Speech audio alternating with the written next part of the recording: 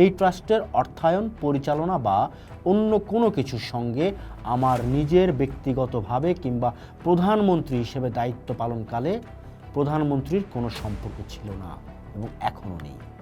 দুর্নীতি দমন কমিশন দুদকের আইনগত কর্তৃত্ব এখতিয়ারের বাইরে এই মামলা দায়ের করা হয়েছে। আর এমন একটি ভিত্তিহীন অভিযোগ দায়ের করা এই মামলায় বিচারের নামে দীর্ঘদিন ধরে আমি হয়রানি, পেরেশানি ও হেনস্থার শিকার হচ্ছি।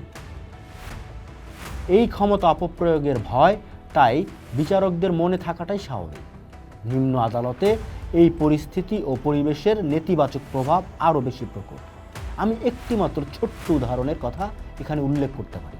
বাংলাদেশ জাতীয়তাবাদী দল বিএনপির সিনিয়র ভাইস চেয়ারম্যান এবং আমার ও শহীদ জিয়াউর রহমানের পুত্র তারেক রহমানকে অর্থ পাচারের একটি বানোয়াট অভিযোগ থেকে তার অনুপস্থিতিতেই একজন বিচারক বেকসুর খালাস দিয়েছিলেন।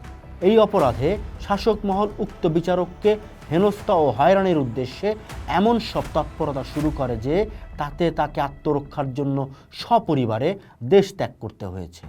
এই একটিমাত্র উদাহরণই ন্যায় বিচার ব্যাহত করতে এবং ব্যক্তি বিচারকদের নিজস্ব নিরাপত্তা বোধের ব্যাপারে শঙ্কিত করার জন্য যথেষ্ট। মনে পড়ে ফখরুদ্দিন মঈনুদ্দিনের শাসনামলের কথা। মাননীয় আদালত, আপনি কোথায় বসে এই মামলার বিচার কাজ পরিচালনা করছেন? কোথায় স্থাপন করা হয়েছে আপনার এই এজলাস? এটা কি বিচারের কোনো প্রাঙ্গণ? এটা কি কোর্ট কাছারির কোনো এলাকা? আমার বিরুদ্ধে দায়ের করা মামলা বিচারের জন্য বিশেষ আদালত বসেছে আলিয়া মাদ্রাসা প্রাঙ্গণে। এই মাদ্রাসার প্রাঙ্গণের সঙ্গে বিচার ও কোর্ট কাছারির কোনো সম্পর্ক আছে কি?